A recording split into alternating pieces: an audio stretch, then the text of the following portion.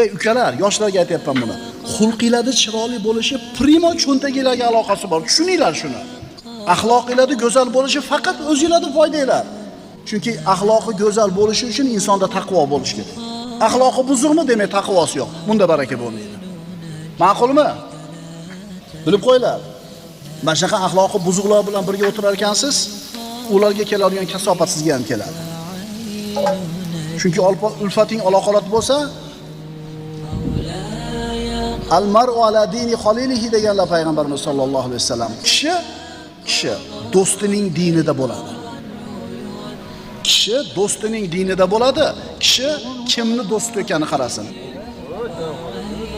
Alloh azza va jalla iymon keltirib, taqvo qilib, ana shu barakani qo'lga kiritadigan bandalardan bo'lishimizga o'zi muvaffaq qilgan bo'lsin. Aqulu qawli hada va astagfirulloh li va lakum. Assalomu alaykum va rahmatullohi ta'ala.